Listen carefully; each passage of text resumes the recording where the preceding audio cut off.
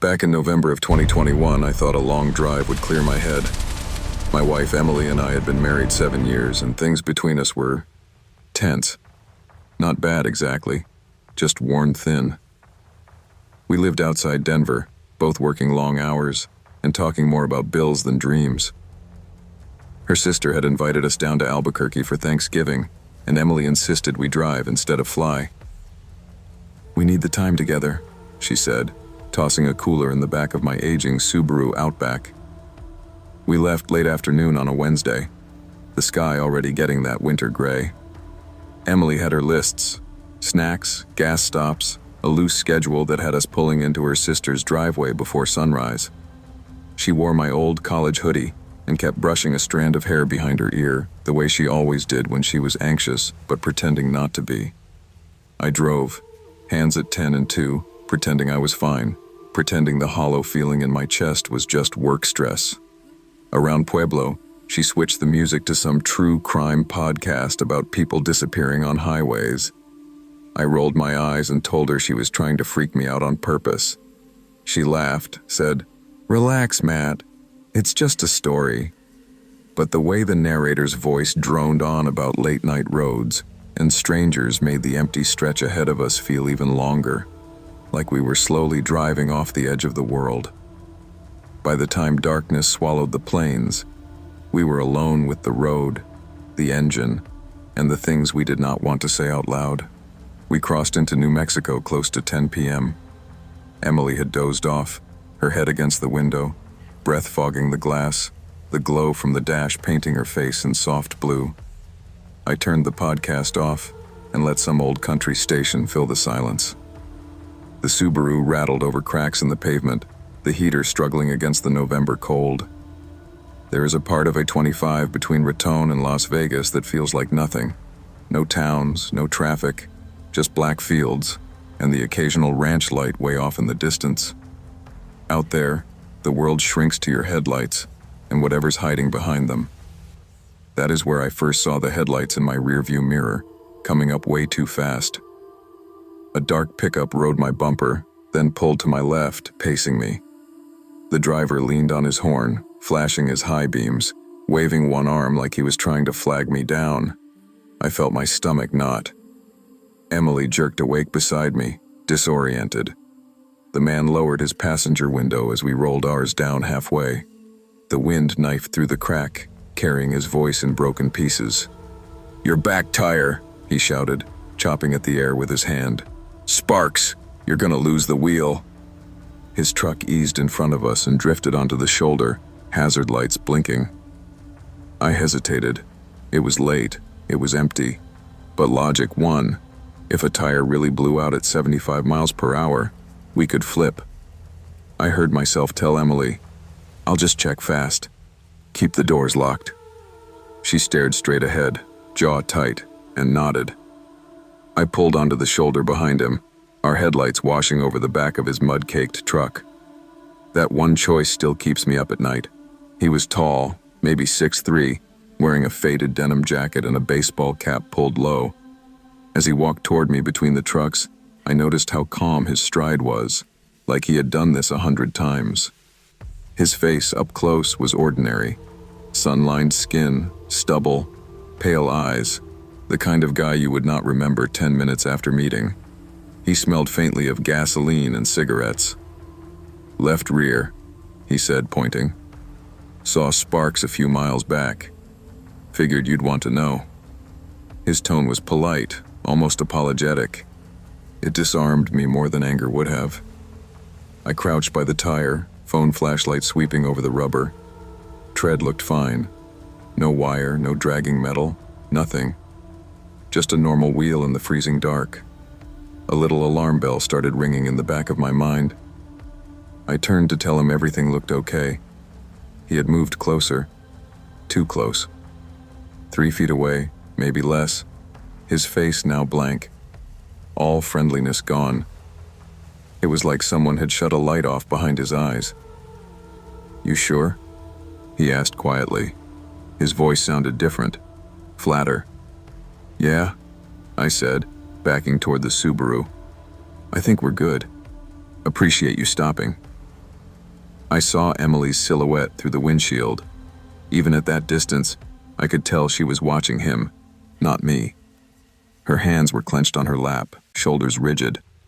I turned away for half a second, enough to break eye contact. That's when his hand clamped onto my shoulder, fingers digging in hard. He said, "You should have checked better," in this low, almost amused tone. Something cold pressed against my throat. The glint of a knife blade caught my own headlights. And for the first time in my life, I was sure I was about to die on the side of a road in the middle of nowhere. I flinched backward, my boot slipping on the loose gravel. That stumble saved my life. The blade sliced in front of my neck instead of through it. I went down hard, the air blasting out of my lungs. Emily screamed my name, muffled by glass and engine noise. He stepped over me like I was trash in the road and went straight for the driver's side door. His movements were slow, controlled, like this was not panic for him. This was routine. That was almost worse than if he had come in wild. "Emily, out the other side! Run!" I croaked, my voice shredded. I heard her fumbling with something. Seatbelt, lock, her phone, I don't know. His fist slammed into the driver's window with a sickening thud. The glass shook but held. Adrenaline took over. I lunged at his legs, wrapping my arms around his waist and driving forward with everything I had. We crashed onto the pavement, the knife skidding under the Subaru. For a split second, I thought I had him. He rolled us with terrifying strength, pinning me with his knee on my chest. His hands wrapped around my throat, thumbs pressing so hard I saw stars. His face hovered inches above mine, totally expressionless. No anger, no joy. Just empty. The world tunneled. Sound shrank to a low roar. The last clear thing I saw was the passenger door flying open and Emily bolting into the darkness, barefoot sprinting up the shoulder. His head snapped toward her, like he had heard a signal. Then the pressure vanished as he leapt off me and ran after her. I lay there choking, gasping, my vision slowly coming back. The highway around me was dead silent. The only sound was the wind scraping across the asphalt. When I finally forced myself to my feet, both trucks were sitting there, idling, like nothing had happened. But Emily and the man were gone, swallowed by the dark. I staggered up the highway, calling Emily's name until my throat burned raw. My voice echoed off nothing. No cars, no houses, just open land and that endless black. About 100 yards up, I found her phone face down on the shoulder, screen cracked, still recording a half-finished 911 call. Further on, one of her sneakers lay on its side in the lane, white laces glowing in the headlights when I turned back. I do not know how long I walked before I saw her. She was just off the pavement, in the scrub and gravel, on her back, eyes open to the sky. For a second, my brain refused to accept what I was seeing. My mind tried to turn it into a prank, a mistake, anything but what it was. There was so much blood, but the strangest thing was the quiet. No struggling, no gasping, no last words, just stillness. The cut across her throat was too clean to be an accident, too terrible to describe. I dropped down beside her, grabbed her hand, and waited for any sign of life that never came. The stars above us felt wrong, like they were witnessing something they shouldn't. Eventually, headlights appeared far down the road. A semi pulled over when the driver saw our abandoned car and my hazard lights strobing in the dark. He wrapped his jacket around my shoulders, his voice distant as he called 911. Then there were cops, paramedics, questions I barely heard. They found the man weeks later, hours away, living under another name. He had hurt other people. He had done this before. The trial, the sentencing, all of that feels like paperwork compared to the moment I had to point at him in court and say, "That's him." The man who turned a routine drive into a nightmare I still cannot wake up from. 2 years have crawled by. I moved states, sold the Subaru, started sleeping with a light on like a child. I cannot drive alone at night without my chest tightening. People online tell me I should feel lucky to be alive. Some days, that feels like a cruel joke. I'm not sharing this for sympathy. I'm sharing it because I want someone out there to survive a choice I didn't know was deadly. If you are ever on an empty road and someone tries to flag you down, do not stop. Call 911. Drive to a lit gas station or a town and get help from there. It is not your job to be a hero on the side of a highway in the dark. The road does not care if you are kind, if you mean well, if you are just trying to help. Some people out there are counting on that. Trust your instincts more than politeness. Your life, and the lives of the people you love, are worth more than a stranger's story on a lonely road. I grew up in a forgotten corner of northern Idaho, the kind of town where the biggest excitement was when the grocery store got a new brand of cereal. My parents ran a tiny mechanic shop off the highway, and my life was just school, helping in the garage, and watching other people drive away toward something better. By the time I turned 22, I was desperate for any reason to leave. So when a logistics startup in Portland emailed me back about an entry-level operations job, I treated it like a golden ticket. The interview was in person only, no Zoom, no phone screen. "We want to see how you handle the real world," the recruiter said over email. I didn't have much money, but I had a car, an old Corolla I'd nursed through 3 winters. My best friend Ethan joked, "Dude, you drive that thing to Portland, it might not come back." I laughed, but I knew he was half right. Still, I said yes to the interview. I was tired of waiting for life to come to me. I took a Friday off from the shop, gathered every spare dollar I could find, packed a duffel bag with one decent shirt and my printed resume, and told my parents I'd be back Sunday. My mom hugged me a little too long and said, "Don't drive tired. If you get sleepy, just pull over and rest. Jobs can wait. Lives can't." I promised her I would. I meant it when I said it. My route took me southwest across Washington and then down into Oregon. I left before dawn, thinking I'd beat the traffic and make the drive in one push. By the time I got past the city lights and into the emptier stretches, the sky had that bleached gray look like it couldn't decide if it wanted to rain or just hang there. After about 8 hours on the road, my eyelids felt like sandpaper. I slammed a gas station coffee and kept going, radio turned up, window cracked, doing all the classic stay-awake tricks I'd heard about. None of them worked. Around 11 p.m., I was somewhere east of the Dalles, on a long, almost empty stretch of highway. My phone signal flickered to 1 bar, then nothing.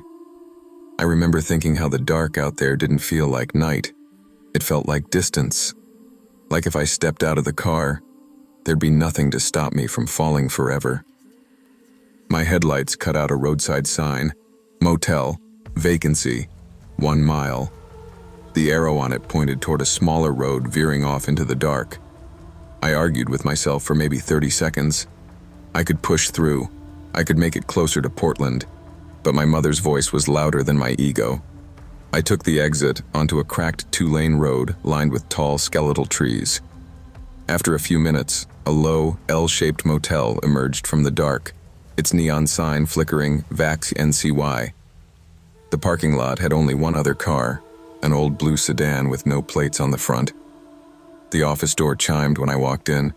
A woman in her 50s with too bright lipstick and tired eyes looked up from behind the desk. She smiled, but it didn't reach her eyes. "Long drive?" she asked, her voice oddly flat. "Yeah," I said, setting my ID and card on the counter. "Heading to a job interview in Portland." "Good for you," she said. "Room 13 okay?" She knew my answer before I gave it. Room 13 was at the end of the corridor, away from the humming soda machine and the buzzing ice maker. The hallway smelled like old carpet and something faintly metallic, like dried blood that someone had tried to cover with lemon cleaner. I told myself I was being dramatic. Inside, the room was exactly what $29.99 buys you in the middle of nowhere. Beige walls with peeling corners, a bedspread in a floral pattern that had given up years ago, a small TV bolted to a bracket, and a bathroom with a fan that rattled when I turned it on. There was also a door leading to the next room, One of those thin, shared doors you sometimes get in older motels. It had a deadbolt on my side. I turned it, then pulled. The door moved just a little, then stuck, like something on the other side was pushing back. I stared at it for a second, then laughed nervously. "Old building," I muttered. The lock was engaged. That should have been enough. I showered quick, the water shifting from lukewarm to freezing without warning. When I stepped out, the room felt colder, though I hadn't touched the thermostat. I pulled on a t-shirt and sweats, lay on the bed, and scrolled the same 3 apps on my phone, even though I had no service. Eventually, I turned off the lamp. The darkness in that room felt different than the dark on the highway. Thicker, heavier, like it had weight. I stared at the red digits of the alarm clock. 1:42 a.m. I was just starting to drift when I heard it. A voice, very soft, very close, like someone whispering through a wall. "Don't go." At first I thought I was dreaming. I held my breath and listened. Nothing.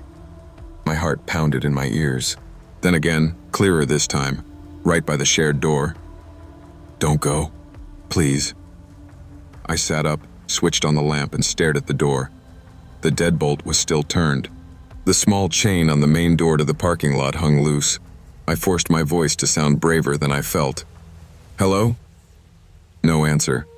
Just the old fan in the bathroom and the buzz of the neon outside. I got off the bed and pressed my ear to the shared door. A faint sound came through, like fabric rubbing against itself, or someone shifting their weight. I slid the deadbolt back, half wondering if I was about to open the door to some drunk who'd gotten the wrong room. The door pulled an inch, then stopped hard, like there was a solid wall there. I smelled something then. Not rot, not garbage. Something like old sweat, fear, and disinfectant. It made my stomach clench. "Who's there?" I asked, my mouth suddenly dry. A whisper came back right on the other side, words pressed through teeth. "You shouldn't have stopped." I barely slept after that. Every time I closed my eyes, I heard that voice, replaying that last sentence over and over.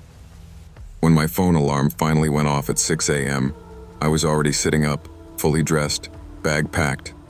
Sunlight made the room look smaller but less threatening. I told myself I'd imagined the voice, that I'd been half asleep and overtired. Still, I avoided looking directly at the shared door when I left. The woman at the front desk was there again, reading a paperback. She glanced at me, then at the clock. "Early start," she said. "Big day," I answered, tapping my folder with my resume. Weird question. Someone's in the room next to 13, right?" Her smile thinned. "No," she said.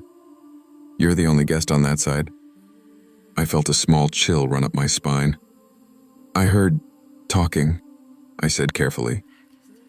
"Maybe the TV?" She shook her head. "The cable's been out on that wing for months."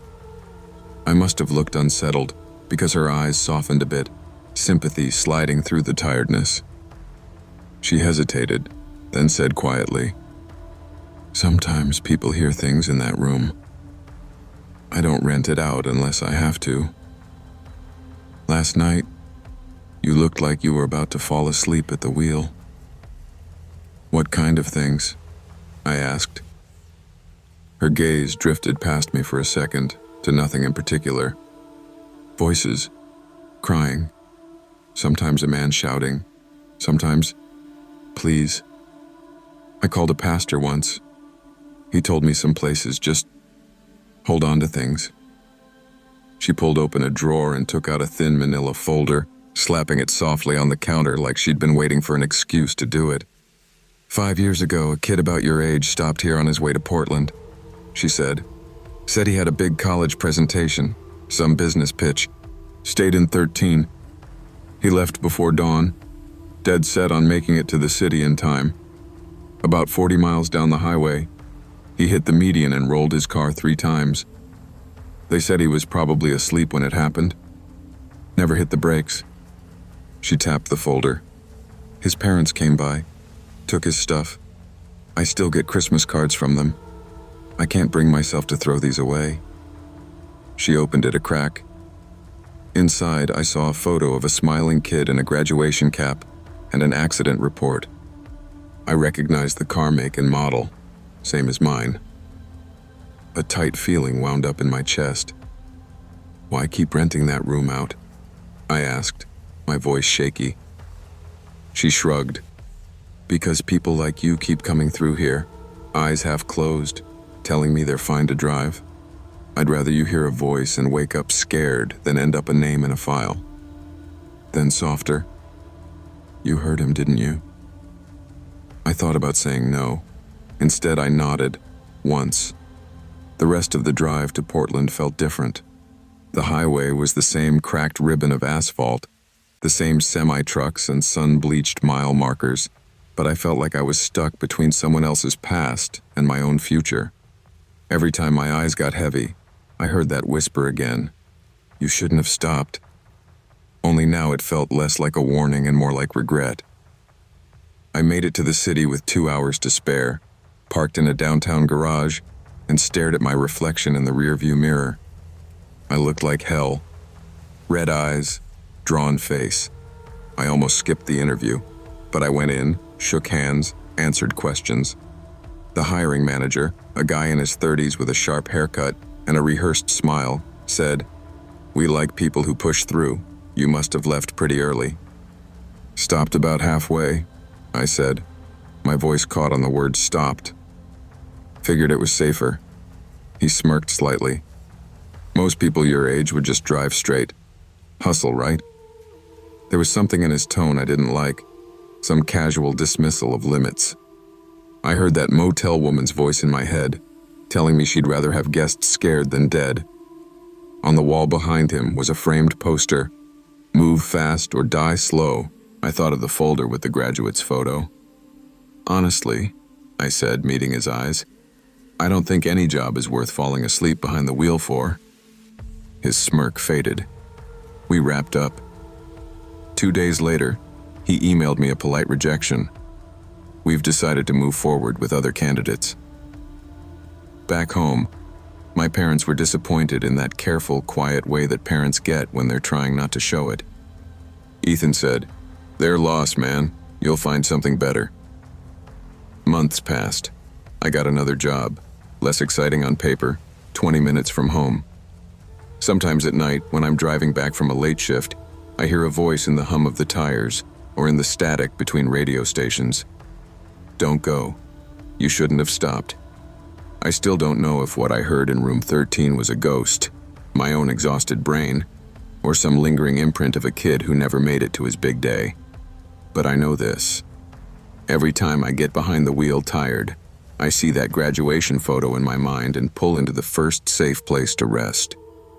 When friends tell me their big plans, their all-night drives to interviews, to business pitches, to college orientations, I tell them this story. Not because I want to scare them, but because I want them to understand something that took me a while to really believe. Last September, my wife Carla and I drove from Portland down to Sacramento for her cousin's wedding. We were both exhausted from work and too broke for a motel, so we decided to do it in one go. She's a nurse, I'm an electrician, and long road trips had become this rare luxury we pretended were mini vacations. We left before sunrise in my beat-up Subaru Outback, cooler wedged between our luggage, true crime podcast droning through the speakers.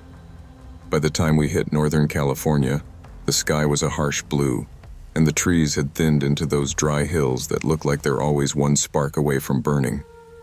Somewhere past Redding, Carla fell asleep with her forehead against the window, mouth slightly open, boots kicked off. I lowered the volume and focused on the endless strip of highway. That's when I saw him. A silver pickup on the shoulder, hood up, hazard lights blinking, a man standing beside it waving his arms. His movements were slow, almost tired, like he had been out there for a while. I felt that tiny pull of guilt you get when you pass someone who needs help. I eased off the gas. "Don't," Carla mumbled, half asleep. "Just be careful. It's daytime." I said. We'll just give him a ride to the next exit. I told myself it was safe. Open sky, decent cell service. Nothing like the horror stories you hear about nighttime highways. Still, when I pulled onto the shoulder about 50 feet past him, my gut did this small twist I decided to ignore. He jogged up to Carla's side of the car and leaned down, palms resting on the door. He looked like any middle-aged guy you'd see at Home Depot. Faded flannel shirt, jeans, a baseball cap with some farm supply logo, graying stubble. His face was sun-baked and lined, but his smile seemed easy. "Man, am I glad you stopped," he said. "Name's Greg. Fuel pump just died on me. Been out here almost 2 hours. Nobody even slowed down." His voice had this mild southern drawl, not thick, just enough to make him sound friendly. He explained he was heading to Stockton to see his daughter, that he was trying to make it before dark. The story came out smooth, like he'd told it more than once. "We can drop you at the next town," I said. "Wherever there's a shop or gas station." He nodded, eyes flicking to the back seat. "I got a bag. Mind if I throw it in and ride with you that far?" Daylight. Carla awake now, watching him carefully. One guy, 2 of us. The math seemed to favor us. I told him to grab his bag and sit in the back. He slid in behind Carla, setting a navy gym bag on his lap. As I merged back onto the highway, I caught him in the rear view adjusting his cap, then staring out at the passing hills. For the first 10 minutes, everything felt normal. He made small talk about the heat, about driving long distances, about how kids these days don't know how to change a tire. Carla asked a few polite questions about his daughter, where she went to school, what she studied. His answers were vague. "Computers," he said. "Something with computers. Smart kid." It wasn't until he started watching my GPS that I felt that twist in my gut again. His eyes kept drifting to the phone mounted on the dash, tracking the little blue line like it meant more to him than it should have. We drove in this heavy, fake, casual silence for a while. The sun was high, flattening everything into pale browns and yellows. A green sign loomed in the distance. Cottonwood, 2 miles. Under it, icons for gas, food, lodging. I felt relieved. We could drop Greg off, wish him luck, and get back to being just tired instead of wary. "There's a town coming up," I said, more for Carla than for him. "We'll pull off there, find you a mechanic." I flipped on my blinker. That's when his voice changed. "Keep going straight," he said, sharper. "This town's no good. Nothing open on Thursdays." It was Thursday, middle of the day. I frowned. "There's a gas symbol on the sign, man. Something's open." He leaned forward just enough that I could see his face in the mirror. The smile was gone. His eyes looked different, flatter, like the warmth had drained out of them. "I said keep going," he repeated, slower this time. "I know this stretch. Next decent place is like 30 miles. We're better off there." Carla shifted in her seat, angle of her shoulders changing. I could tell she felt it too now, that thin electric tension. "We'll stop here," she said firmly, not turning around. "You can get help from someone local." Greg didn't answer right away. He just stared at the back of her head. I could feel it, this cold intensity filling up the cabin. "I'm telling you," he said eventually, voice barely above a murmur. "Cottonwood is a bad idea." I took the exit anyway. The second I committed to the ramp, something behind me thudded softly, like a bag shifting on the seat. Carla's hand slid over and gripped my thigh under the wheel hard enough to hurt. She didn't say anything, but I knew we were thinking the same thing. We had made a mistake. Just not the one he thought.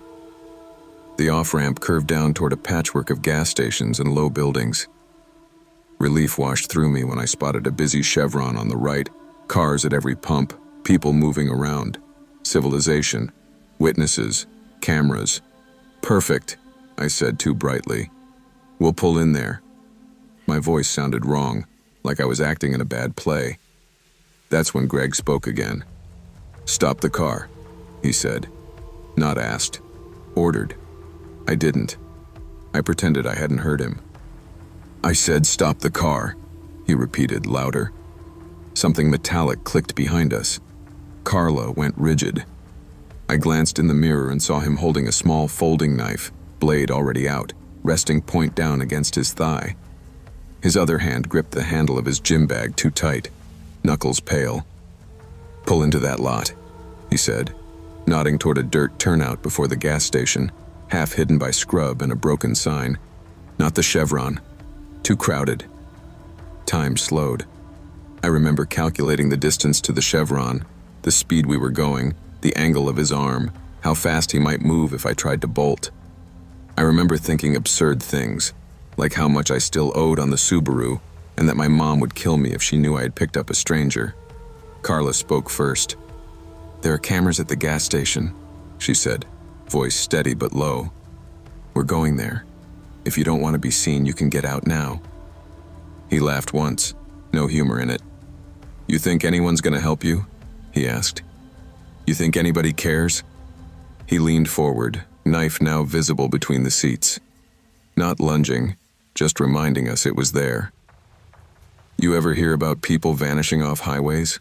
he asked conversationally. "It happens fast, faster than you'd think." The entrance to the Chevron lot was coming up on the right. I made a decision I still replay in my head every night. I floored it and jerked the wheel hard toward the entrance. Greg lurched sideways with the momentum, slamming into the back door. Carla whirled and grabbed his wrist with both hands. For a second, the knife hovered, inches from my neck. Then the car bounced over the curb, and everything turned to chaos. The Subaru shot into the Chevron lot at an angle, tires squealing. I aimed straight for the front of the store, where people were walking in and out. A guy at the pump yelled something as we fishtailed to a stop. Carla was still locked on Greg's arm, both of them struggling over the knife. "Get out!" she screamed at him. "Drop it and get out!" He stopped fighting abruptly and went very still. For a heartbeat, the three of us just breathed, loud and ragged. Then Greg smiled. It was the most unsettling thing I'd ever seen, way worse than the knife. "You're smarter than you look," he said softly. He folded the blade, slipped it into his pocket in one smooth motion, grabbed his gym bag and opened the door. Before he stepped out, he leaned in close to Carla's ear and whispered something I couldn't hear. Her face went white. He climbed out like this was all a minor inconvenience and walked away across the lot, casual, almost lazy. He didn't look back. No one else seemed to notice anything strange. Just another guy with a bag heading toward the road.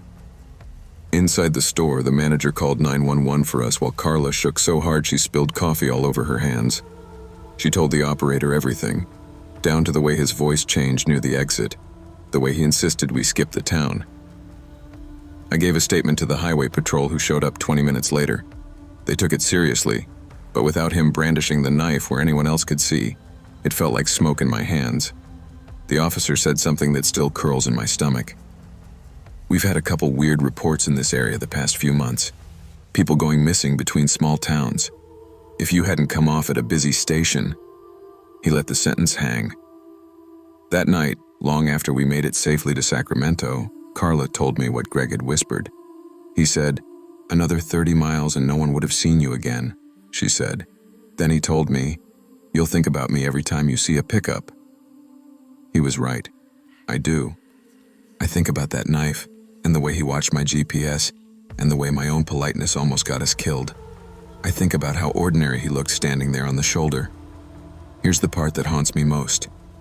A few weeks later, I saw a post on Reddit from someone in California talking about a man with a silver pickup and a broken-down story, asking for a ride. Different details. Same pattern. People in the comments argued if it was real or not. Internet drama. Entertainment. For me, it wasn't a story. It was the moment I understood how close a normal day can come to ending. You don't owe strangers access to your car, your time, or your safety just because they ask nicely. Help from a distance. Call for them. Report what you see. But trust that tight feeling in your gut. Fear is sometimes just your survival instinct trying to keep you alive. Back when I was 19, I thought bad things only happened to people on the news. I was a sophomore at a state college in Utah, stuck between a business degree I didn't care about and a social life that revolved around cheap beer and group chats. Spring break was coming up, and everyone was either flying somewhere expensive or going home. My best friend Taylor and I didn't have that kind of money, but we wanted out of town so badly it hurt. One night in the dorm lounge, we were scrolling through Google Maps when Taylor said, "San Francisco." We drive there, stay in some crappy motels, post a ton of photos, and make everyone back here jealous. It sounded ridiculous and perfect. I had an old Civic my uncle sold me for cheap. She had a credit card with barely any limit. We threw together a plan that mostly consisted of head west and figure it out. My mom, on the phone, said, "Don't drive at night, and don't stop in the middle of nowhere if you can help it." I told her I'd be smart. I believed it when I said it. We left on a Thursday afternoon, snacks in the backseat, playlists loaded, the kind of slightly desperate happiness only college kids with nothing figured out can manage. The first part of the drive was almost fun. Mountains, open sky, laughing about dumb professors. We were 4 hours in when we hit the stretch of I-70 that feels like the world just falls away into silence. It was just past 8 p.m. when we pulled off at this small gas station near the Utah-Colorado line. The sun had dropped, but hadn't fully committed to night yet. That weird, in-between light made everything look flatter, like a backdrop. Taylor went inside for snacks while I pumped gas. There was another car at the far pump, a faded red Jetta with 2 girls about our age, laughing about something on a phone.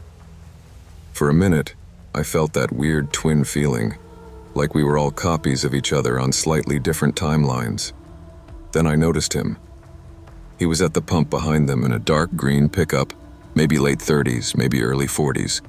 Work boots, trucker cap, tan lines you only get from being outside all day. Nothing about him was special except his eyes. He wasn't just glancing at the girls, he was staring. Hard.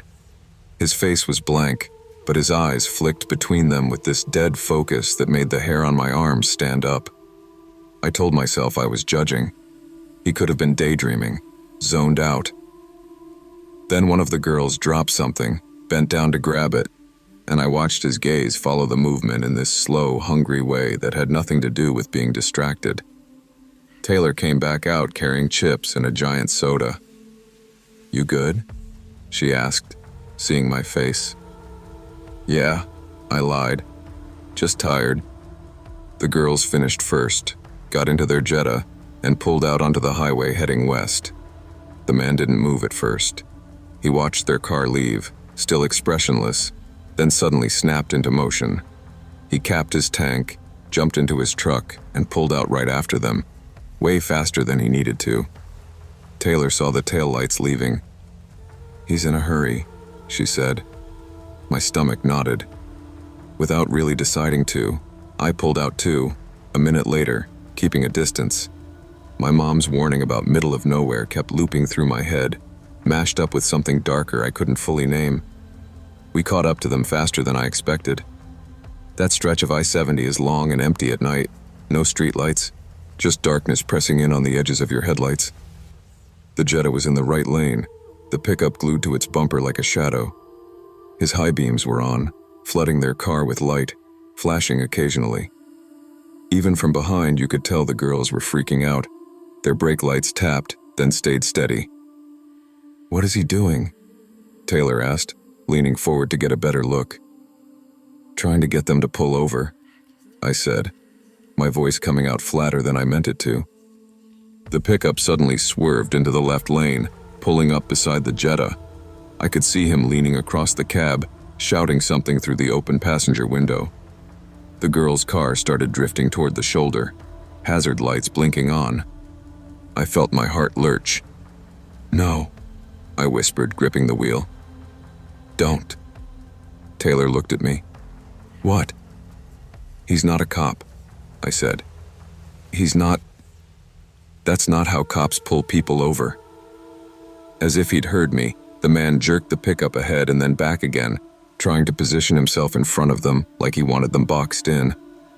Then, as their car slowed more, he suddenly sped up, pulling away down the highway.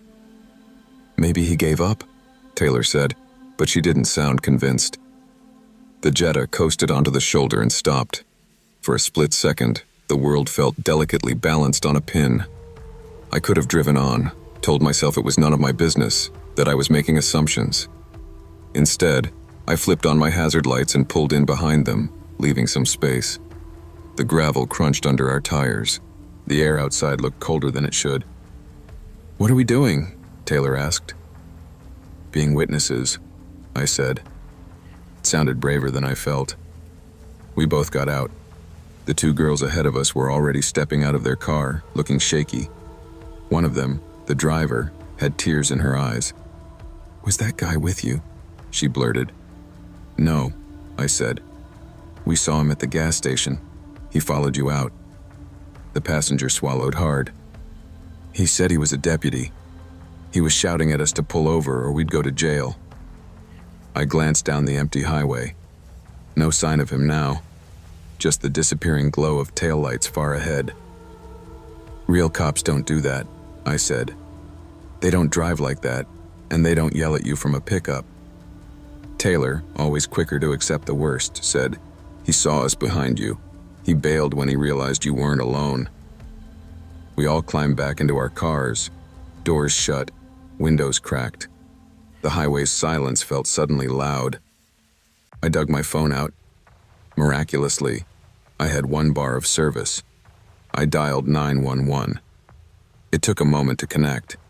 The operator sounded calm, almost bored at first. Location, nature of emergency, until I said, "We think a man in a green pickup just tried to force two girls off the road pretending to be a cop." Her tone changed. Sharper, more awake. She had me describe the truck, the man, the gas station. Asked if anyone had gotten a plate number. Of course I hadn't. It hadn't even occurred to me. Guilt crawled up the back of my neck. "Stay in your vehicles," she said firmly. "Lock the doors. I'm sending a patrol car. Do not follow anyone. Do not drive off until an officer talks to you." We waited. 10 minutes felt like an hour. Every set of approaching headlights made my chest tighten. I kept imagining the green pickup circling back, pulling in behind us this time, pinning us on the shoulder with no other cars around. When a patrol SUV finally rolled up with real red and blue lights, I almost cried. The officer was a woman about my mom's age. She came to my window first, flashlight beam carefully low so she didn't blind me. I explained everything again while she took notes. "You did the right thing," she said. "Too many people see something off and just keep going." "Was he really pretending to be a cop?" I asked. "We don't know yet," she said. "But we've had a few calls over the years about someone out here doing traffic stops that aren't official." She glanced back at the girl's car. "You may have scared him off permanently." Later, when she stepped a few feet away to talk to the dispatcher on her radio, I heard a piece of something I still think about. A binational warning had gone out about a man in a dark pickup on rural highways in 2 states, approaching female drivers alone at night. No badge, no uniform, just a story, a tone of voice, and the implied threat of what might happen if you didn't obey. When she came back, she told us, "If anyone ever tries to pull you over and it doesn't feel right, call 911. You can drive to a lit, public place. Real officers know that. We'd rather you be cautious than compliant with the wrong person." We nodded. We all said we understood. I'm not sure we fully did at the time. We made it to San Francisco the next day, and on the surface the trip went how you'd expect. Photos on the Golden Gate Bridge, clam chowder in sourdough bowls, long walks up ridiculous hills, pretending we were cooler and more put together than we were. But every time we saw a dark pickup, Taylor would go quiet for a second. Every time someone slowed too close behind us, my hands tightened on the wheel. On the way back, we refused to drive at night. We stuck to daylight and gas stations with lots of cars. Months later, back at school, The whole thing started to feel like something we'd exaggerated. My brain tried to file it away under weird but harmless. Then one night I saw a post online about a girl in another state who disappeared after texting her roommate that she'd been pulled over by some cop in a truck. It hit me in the chest like a fist. I don't know if it was the same guy. I don't know if the man we saw ever hurt anyone, or if we just caught him in the early testing stage of something worse. What I do know is that fear has a smell. I smelled it on those girls. I feel it again anytime someone jokes about being paranoid for not pulling over on a deserted road. I've told this story on forums, in comments, in late-night conversations with people I barely know. Sometimes I get accused of making it up for attention. Sometimes people thank me. I'm not posting this because I think I'm a hero. I'm posting it because I almost did what most people do. I almost looked away. I almost convinced myself it was none of my business, that I was overreacting, that surely nothing would happen. If you ever see something that twists your gut like that man did mine, listen to it. Be the extra set of headlights. Be the reason someone doesn't end up as a missing person flyer.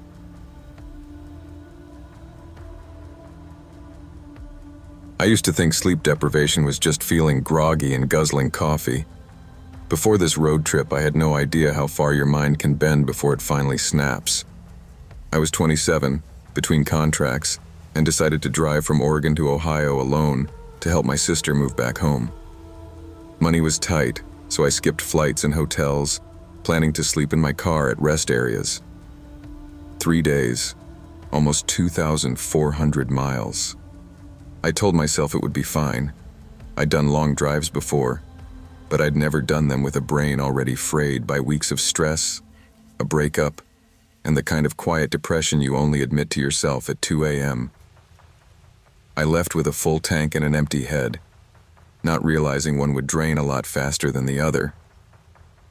By the time I hit Idaho, the sun was sinking, and so was my focus.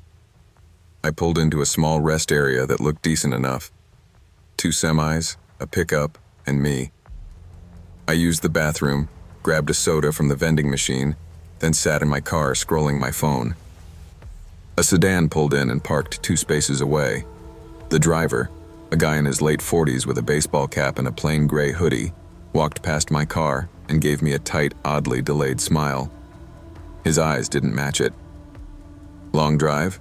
he asked, pausing by my window. "Yeah," I answered, keeping my voice neutral. "Cross country?" He nodded too slowly.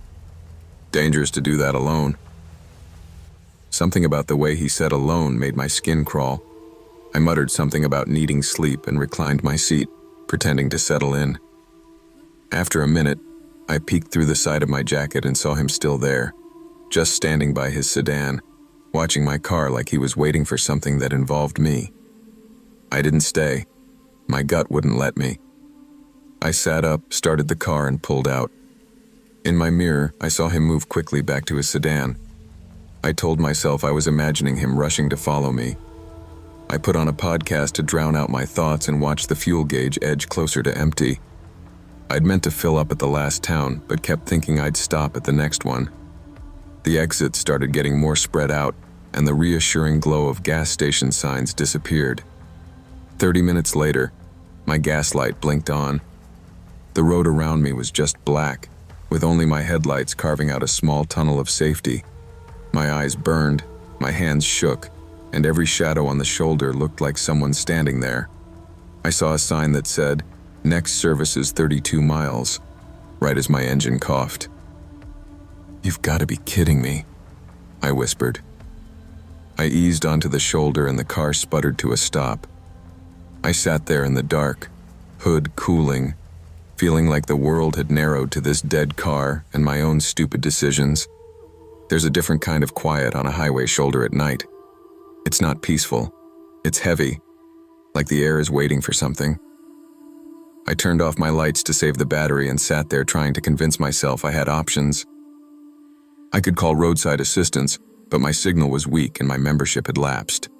Walking seemed insane, but the idea of just sitting there felt worse. Before I could decide, I saw it, a pair of headlights in my rearview mirror, much dimmer than they should have been, crawling toward me. too slow for highway speed. Every hair on my arm stood up. My first thought was, maybe it's a cop or someone helpful. My second was, why are they going that slow? The car pulled up behind me and stopped, headlights still on low beam. I could only see a silhouette in the driver's seat. No one got out. They just sat there, watching my car. I cracked my window an inch and called out, "Hey, you okay back there?" Silence. Then the driver turned off their headlights, plunging the world behind me into pure darkness. Someone knocked on my window exactly once. Not a tap, a solid, patient knock. My heart slammed into my ribs. I turned my head slowly, and there he was, inches from my face. The man from the first rest stop. Gray hoodie, baseball cap, same wrong smile. No car had passed me. No new headlights had appeared. But he was there. "Told you it's dangerous to do this alone," he said softly, like we were in on some private joke. "You followed me?" I asked, my voice thin. He tilted his head. "You ran out of gas right where I needed you to." That sentence didn't make sense, and that made it worse. My hand fumbled for my phone. He leaned closer. "Don't call anyone. They never get here in time out here." His breath fogged the glass. Something in me snapped from fear into something like clarity. I rolled the window up the last inch, jammed the door lock again, and stared straight ahead.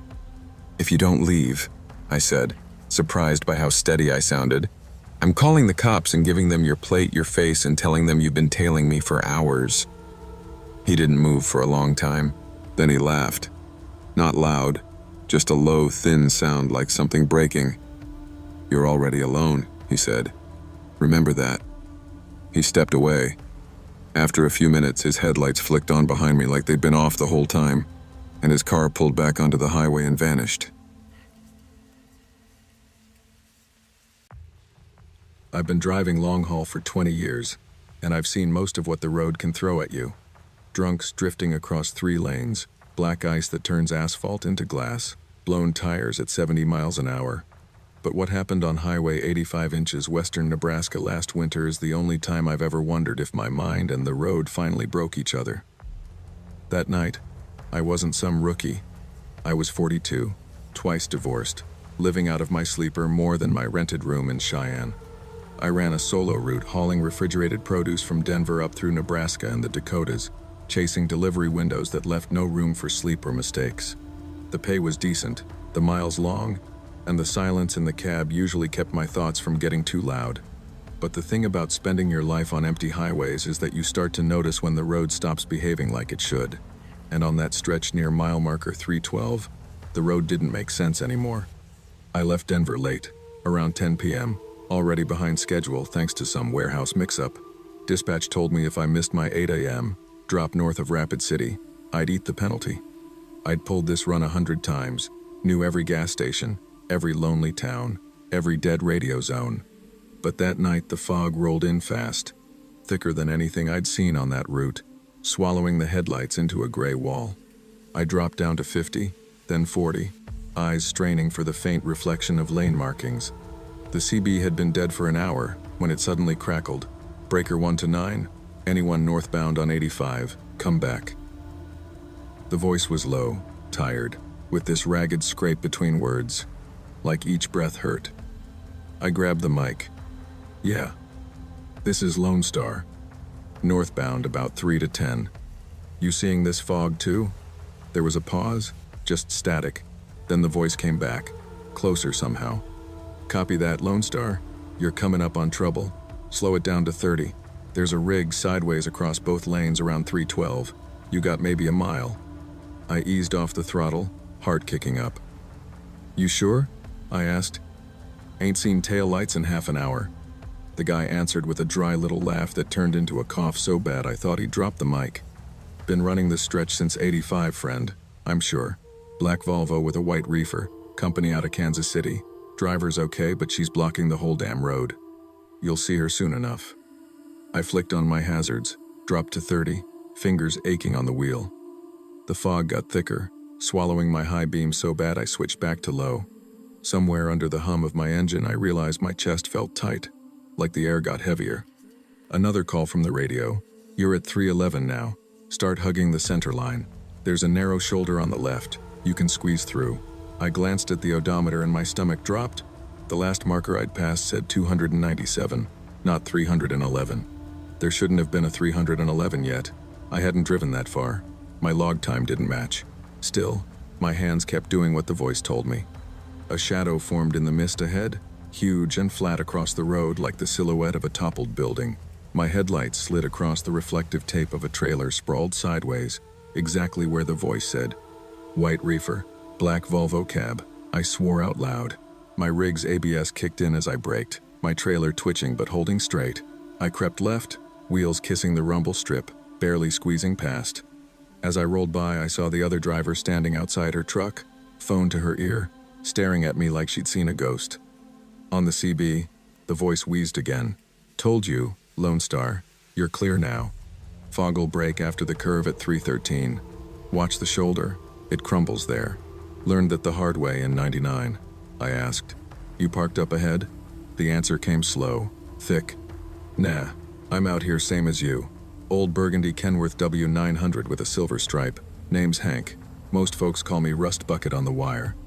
As I passed the wreck, I checked both mirrors. Through the fog, maybe 30 yards back, I thought I saw it.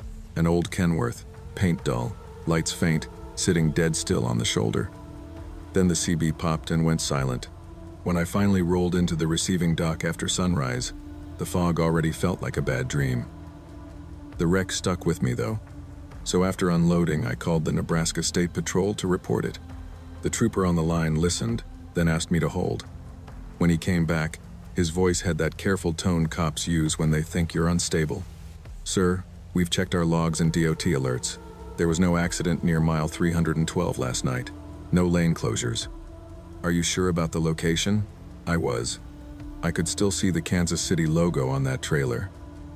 Later, at a truck stop, I asked a couple drivers if they'd heard a guy called Rust Bucket on Channel 19. One old-timer went real quiet. Hank Rust Bucket Carson? He asked.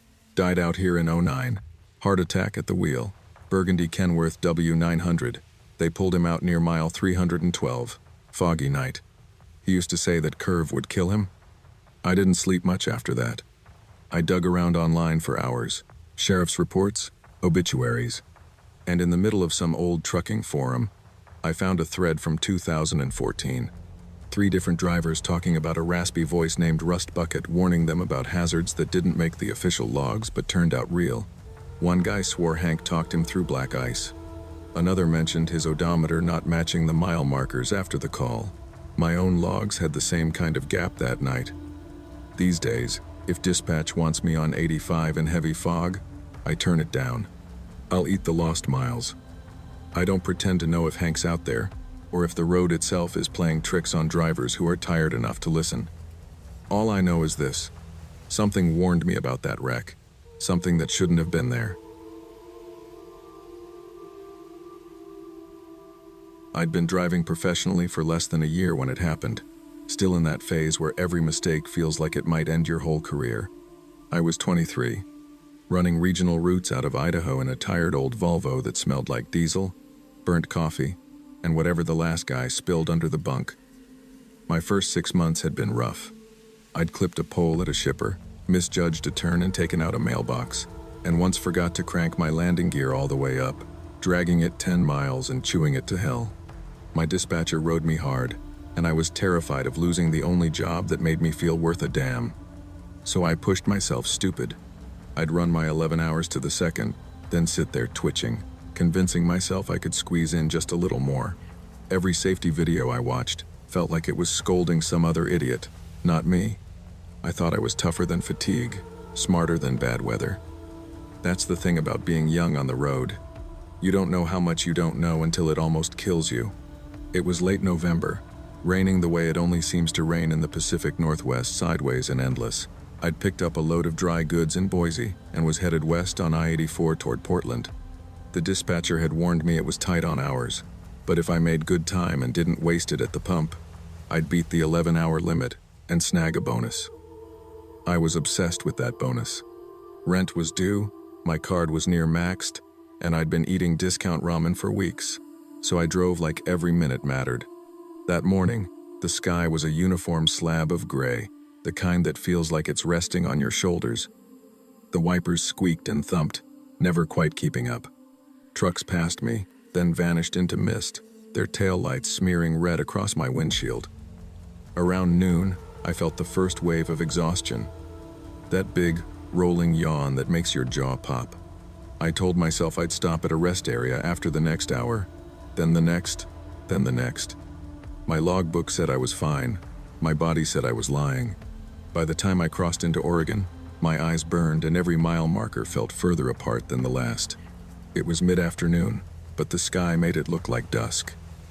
I'd turned off the radio an hour earlier because even the noise felt like too much work. That's when I saw him. At first, I thought it was debris, a tire, maybe sitting on the narrow, grassy median between the east and westbound lanes. But as I got closer, the shape resolved into a man, standing perfectly still in the rain. No car, no hazard lights, nothing. Just a lone figure facing traffic with his hands at his sides, head tilted slightly down. He wore a dark coat, maybe navy or black, and jeans that looked too clean for a guy stranded in mud. His hair was slicked to his forehead. I couldn't see his face, but something about his posture made the hairs on my arms stand up. The median there was barely wide enough to stand on safely. Any gust of wind, any slip, and you'd be in front of a semi. My first thought was suicide. I eased off the throttle and scanned for a wreck or a parked car on either side, nothing. As I passed him, I glanced in the mirror. He was still there, motionless, but his head had turned slightly, like he was watching my trailer go by. I checked the clock. I'd been driving 10 hours and 23 minutes. My brain felt like it was full of wet cotton. I told myself I was seeing things. Maybe he'd already been reported. Maybe it was a trick of the light. I kept driving. About 40 minutes later, the rain picked up. The road curved and climbed, and my focus narrowed to the white lines and the faint glow of reflectors. I'd started seeing weird little flashes at the edges of my vision, shapes that looked like animals darting away, only to vanish when I turned my head. More than once, I blinked and realized I'd missed the last couple of mile markers entirely. That's the kind of tired they warn you about, but you don't understand until you're there, your brain skipping like a scratched CD. Then I saw him again. Same side of the highway, same median, same dark coat, same slightly bowed head. I knew it was impossible. I hadn't turned around, I hadn't exited, and there was no way he could have sprinted ahead of me again and again without a car. As I approached, my chest tightened. The closer I got, the more detailed he became. Pale hands, wet denim. This time, I caught a hint of his face, a grayish pallor, like someone who'd been inside a morgue drawer too long. His eyes seemed closed. I told myself it had to be a different man. It had to be. There was no way it was the same one. I passed him and checked my mirror.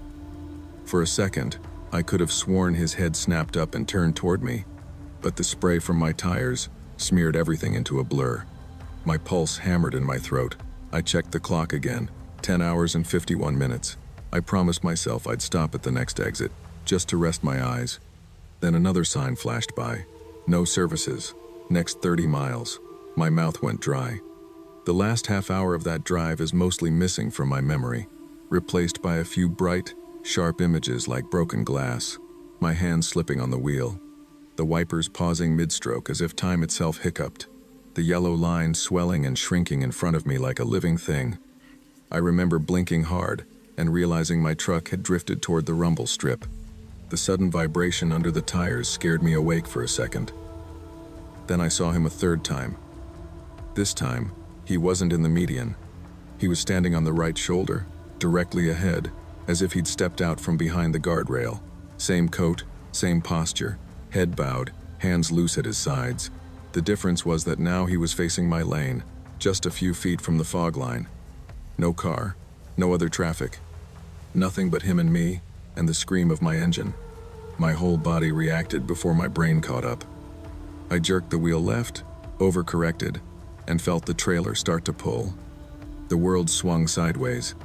I heard myself shout something wordless, some mix of no and a curse. For a heartbeat, I was sure I'd roll. The The trailer shuddered, but the tires caught. I wrestled it back, heart thudding against my ribs so hard it hurt. When I glanced in the mirror, the shoulder was empty. No man, no coat, nothing. I limped off at the next wide spot and parked crooked, hands shaking.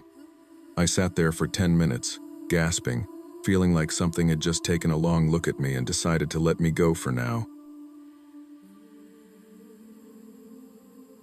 I'm pushing 58 now, and I've spent more of my life in a truck cab than in any house I ever paid rent on. I didn't grow up wanting to be a trucker. I grew up wanting to be invisible. My old man was a drunk with fast hands and a slower conscience, and my mom's idea of parenting was turning the TV up so she didn't have to hear us cry. By the time I turned 18, I'd already learned two things. Staying out of the house meant fewer bruises, and the farther you were from home, the safer you felt. I dropped out of community college after one semester when I realized I spent more time sleeping in my car than in class. A guy I unloaded freight for told me I could make decent money driving and, more importantly, always be anywhere but home. That sounded like heaven. I took what little I had, got my CDL, and climbed into my first beat-up Freightliner. Over the years, the road became my whole world. Diners, truck stops, motel parking lots, they all blurred together into one long, humming memory. Most of my stories are about late-night runs, weird weather, and drivers who shouldn't be trusted with a lawnmower, let alone an 18-wheeler. But there's one night on I-90 inches Montana that still makes my hands sweat when I think about it. Like the fear got trapped in the cab with me and never really left. It was late October, about 10 years back, somewhere between Billings and Missoula. That stretch of I-90 can feel like another planet after midnight. Just you, your headlights, and a whole lot of black. It was about 2:30 a.m., cold enough that the windshield frost started creeping inward at the corners. I was hauling a half load of appliances westbound, cruise control at 65, talk radio low. The CB was dead quiet. I hadn't passed another truck in 20 minutes. That's when I saw something that didn't belong. At first, it looked like a trash bag blowing along the shoulder. Then it moved wrong, too slow, too deliberate.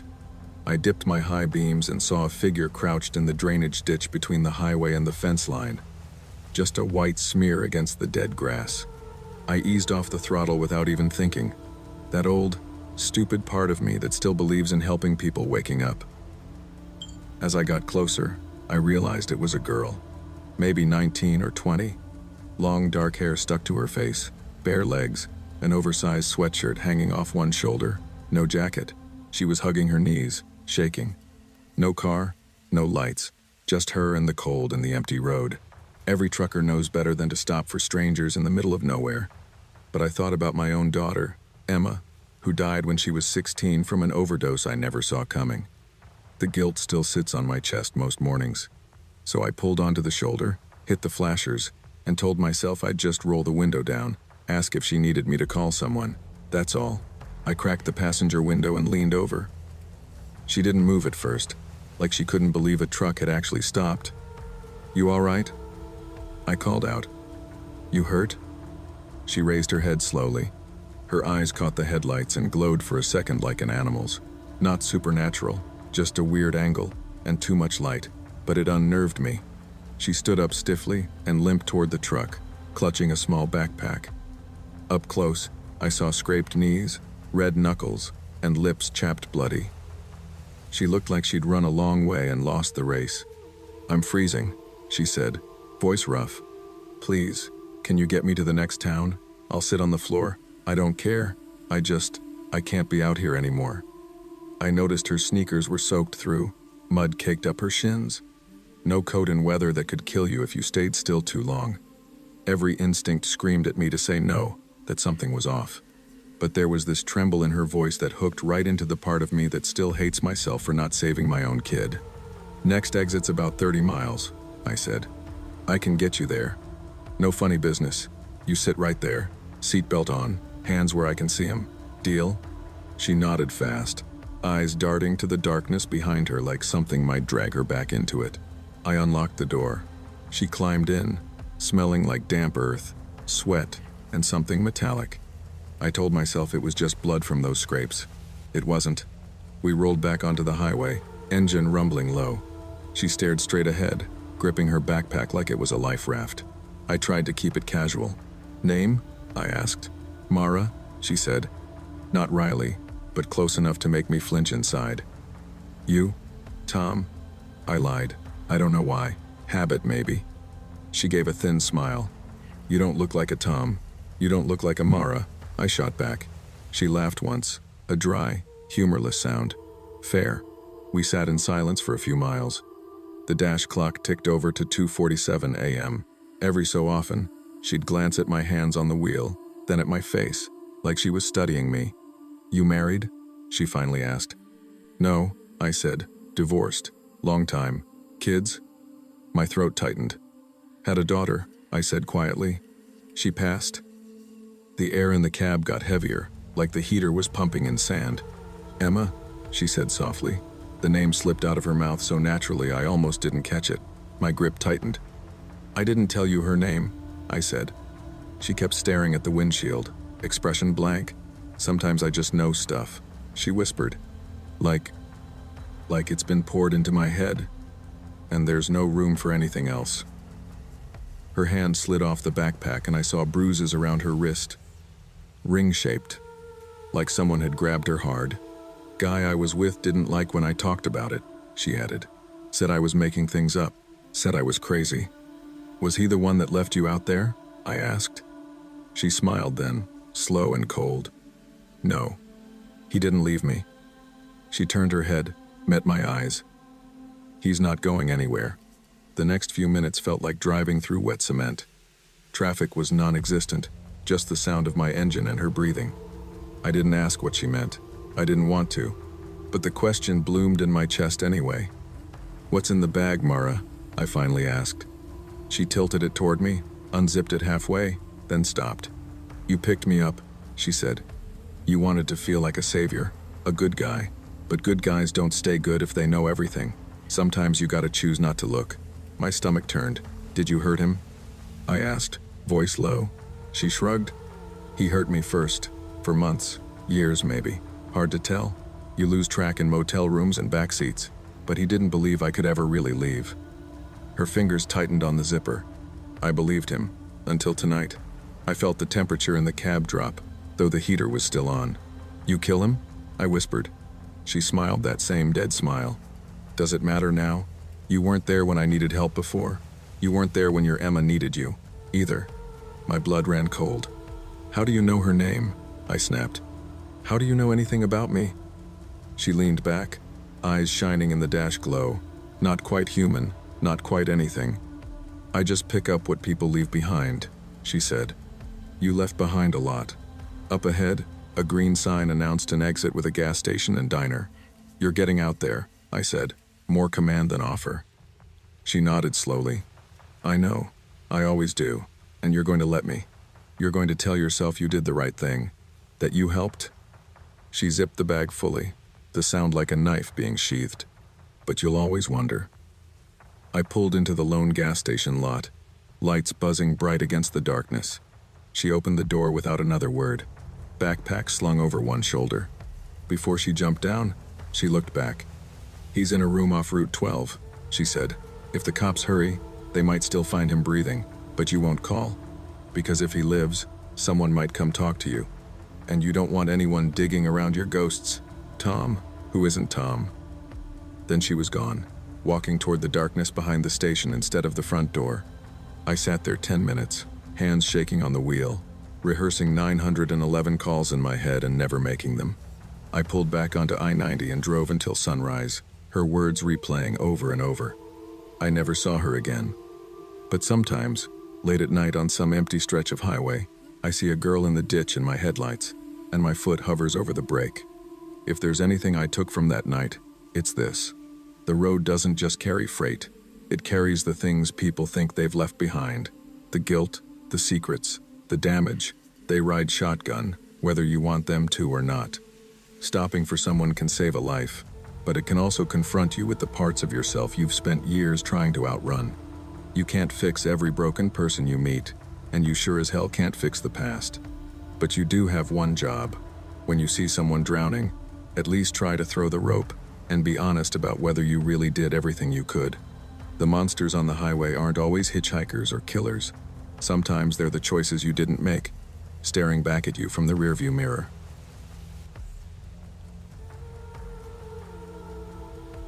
I was 25 when this happened, and I still can't check into a motel alone without scanning every corner of the parking lot. My dad was turning 60, and my family was throwing him a surprise party back in Tennessee. I was living in Colorado then, broke, and trying to climb out of a mess of student debt and a failed startup. Flights were too expensive, so I told myself I'd make it a cheap adventure and drive the whole way over 3 days. No hotels if I could help it, just motels and maybe sleeping in the car if I had to. I'd done solo trips before, but always in familiar states, close to people I knew. This time I'd be crossing big stretches of land where I didn't know a soul. At the time, that sounded kind of poetic. Looking back, it just meant, if anything went wrong, it would take a long time for anyone to even realize I was missing. The first day went smooth enough. Long, boring, but smooth. By late evening, I rolled into a small town off the interstate, the kind with one strip of chain restaurants and a few worn motels. I chose the cheapest one that didn't look like the ceiling would cave in, paid cash, and got a key card. The hallway smelled like old smoke and cheap cleaner. I slept hard. The next morning, I opened my door with my suitcase in hand and almost walked smack into a man standing directly outside my room. He was mid-40s, wearing a faded red flannel, jeans, and a trucker hat, gray stubble, pale eyes with heavy bags under them. "Whoa, sorry," I said, stepping back. He didn't move right away, just looked at me up and down like he was trying to place me. Then he smiled, too slow, too wide. "Morning," he said. "Didn't mean to startle you." He stepped aside an inch. Not enough to really clear the doorway. As I squeezed past with my suitcase, I felt his eyes on me in a way that made my skin feel too tight. He didn't go into any room. He just stood in the hallway, watching, while I walked out to the parking lot. When I loaded the trunk and glanced back, he was at the end of the walkway, leaning on the railing, staring down at my car. I told myself he was just weird. There are weird people everywhere, but I still left faster than I'd planned. The second day was supposed to be the longest push, 10 hours to shave time off the last day. I stopped at a diner, got coffee, tried to shake off the uneasy feeling from the motel. A few hours into the drive, I pulled into a gas station in the middle of nowhere. Just 4 pumps, 1 flickering light, and a grimy little store. I filled my tank and went inside for another coffee. When I came back out, there was a deep red, older Corolla pulled in behind my car, almost close enough to bump it. No one was at the pump. The windshield had a dark tint strip across the top, and the rest of the glass caught the overhead light just right to make it impossible to see inside. I hesitated, then told myself again that I was being dramatic. People park weird. Whatever. I unplugged the pump, walked around the back of my car, and felt the hairs rise on my neck like someone inside that red car was staring holes into me. As soon as I pulled out of the lot, the Corolla rolled forward and followed. At first, it stayed a few cars back. Then the traffic thinned as the sky darkened, and for long stretches it was just me and that pair of headlights in my mirror, sitting at a careful, constant distance. By the time full dark settled in, I'd been driving almost 9 hours. That jittery, wired feeling gave way to a heavy, slow ache behind my eyes. Every time an oncoming car passed, their headlights felt like knives. I kept telling myself I'd stop at the next town, but the exits got farther apart and more empty. No services, no lights, just names of roads leading into blackness. The red car still hovered behind me, dropping back whenever I changed lanes, then drifting up again a few minutes later. I tried to convince myself I was making a pattern where there wasn't one. It's easy to get paranoid when you're tired. Eventually, a sign for a gas station appeared. One lonely icon under exit 214. No brand, no food, just gas. I took the exit, praying for a bright, busy station. Instead, I found a single-story building with barred windows and 4 pumps under a buzzing canopy. The convenience store lights were off. A handwritten closed sign was taped crookedly on the door. I almost left, but my tank was low, and I didn't want to gamble on the next town. I told myself I'd just top off and go. I got out, started the pump, and that's when I saw Reflected in the smeared glass of the store windows, a pair of headlights turning down the exit ramp. The red Corolla pulled into the lot faster than any car needed to at an empty, closed gas station. It didn't go to a pump. It drove directly next to my driver's side, close enough that if I opened my door, it would hit their passenger door. I yanked the nozzle out, jammed it back on the pump without even checking the total, and dove into my car, locking the doors in the same motion. The passenger door of the red car flew open, and a man stepped out, coming straight to my window with purposeful strides. It was the man from the motel, wearing the same faded flannel. He grabbed my door handle and pulled hard, then again, like he couldn't process that it was locked. Our eyes met for a second, and there was recognition on both sides. His mouth curled up into this huge, delighted grin that didn't look like something a normal person's face could make. I threw my car into reverse, backed out crooked, and sped around him, tires squealing. As I passed, he slapped his palm against my window and yelled something I couldn't hear over my own breathing. In the rearview mirror, I saw him standing there next to the red car, still grinning, not chasing me. That meant there was someone else in the driver's seat. Someone who had quietly followed me for almost a full day, probably from the motel, probably longer. I drove the last 2 hours into the city with my hands shaking so badly I had to pull over 3 times just to breathe. I reported the incident to the state police the next morning, gave them every detail I could remember. His face, the car, the motel, the gas stations. They took it seriously, but they didn't find him or the car.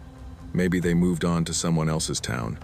Maybe they're still driving those back highways, looking for another tired, broke woman trying to save a few bucks. What I learned is this: desperation is visible. Predators notice people who look like they're stretching money, stretching sleep, stretching common sense. I thought being low maintenance and tough meant I could handle anything. Now I understand that safety isn't a luxury, it's a boundary. Spend the extra on a safer place to sleep. Trust the feeling when someone looks at you wrong. If something or someone keeps showing up where you are, don't explain it away. Your worst-case scenario is sounding paranoid to a cop. Their worst-case scenario is exactly the story I almost didn't live to tell.